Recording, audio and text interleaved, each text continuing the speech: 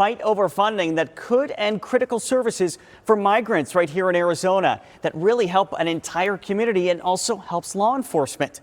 Last week, as a part of our 48 Hours on the Border series, we took you to the Regional Center for Border Health in Somerton, just outside of Yuma. For 3 years, they've served as a key transition center for migrants after they've been processed, background checked, and released by Border Patrol agents. But providing these services isn't cheap and becoming an even bigger burden for this nonprofit who says they need more help from the federal government to keep this mission alive. If not, they'll have to shut down in just a matter of days.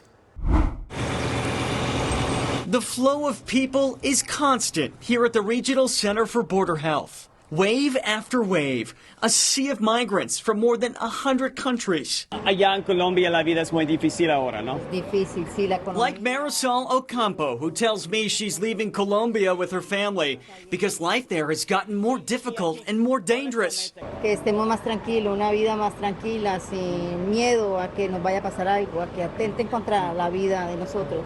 So Marisol says they're looking for a more peaceful life, a life without fear that they hope to get here in the U.S. And that's not all Marisol wants. She's also hoping to get help for her 4-year-old son, Emmanuel. La salud es muy poco también mal servicio para ellos.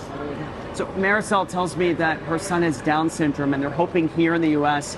they can get access to better therapies and better treatments for him. They are the stories Regional Center for Border Health President and CEO Amanda Aguirre hears every single day. We go to places where nobody wants to go. What initially started as a network of health clinics in rural Arizona has expanded here in Somerton to help handle the surges in migrants coming to the U.S. to request asylum. In 2021, Aguirre and her team set up this transition center, a place where Border Patrol agents can take migrants who have been screened and background checked instead of releasing them onto the streets. She does such an amazing job in helping, the community here, because it is important for her and for our community in Yuma itself to be able to have opportunities to be able to transition people for their reporting in the immigration process.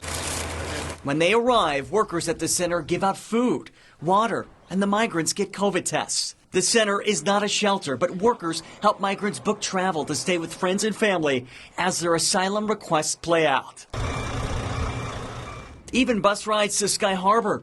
The group providing a variety of resources 7 days a week, and it comes at a cost. We already have provided close to about $500,000 or more of in-kind support, of things that FEMA doesn't reimburse. Things like overtime pay, benefits for employees, or basic medications. Aguirre says they're being forced to dip into their own pockets for this. What you're saying is, wait a minute, my employees wouldn't have to work those hours and do this. I wouldn't have to provide these services, the medications for these people, if not for what we're doing to assist stop the releases in the streets. Which has happened in Yuma before and in other Arizona border towns. After migrants are cleared, by law, they have to be released as they wait for court dates or to report for immigration appointments. It's not our business, nor do we want to hold people for long periods of time.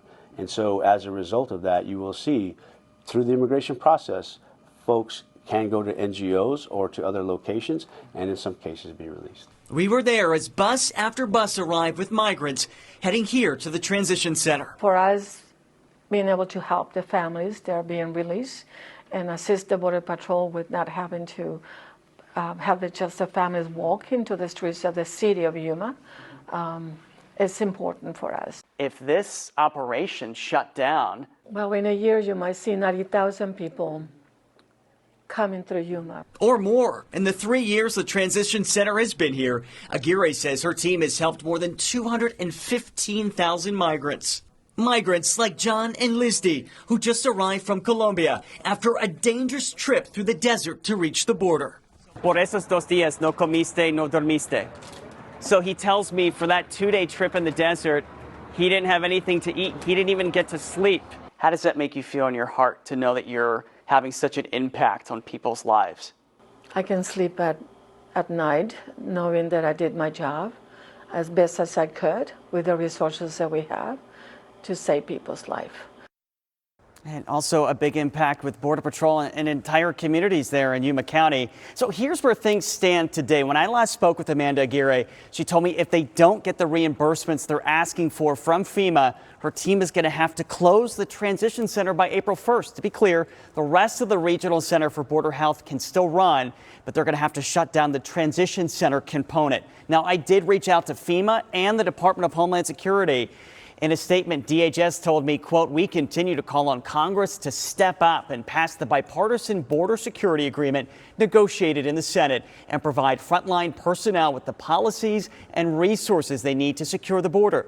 I'm also staying on top of our elected leaders and pressing them for answers. So I reached out to Governor Katie Hobbs, as well as Senators Mark Kelly and Kyrsten Sinema. They told me they're continuing to call on Congress as well and federal officials to do more for these border communities and their partners. They all sent me lengthy statements on this, detailing what actions they've taken as well. To read those statements in full, we posted them on the main page of abc15.com. A quick reminder, this Saturday night, you can join me and ABC 15 anchor Javier Soto for our hour-long special. Truly fascinating stories from our teams of reporters. That's right here, Saturday night at 8 o'clock on ABC 15 Arizona. And Nick, I know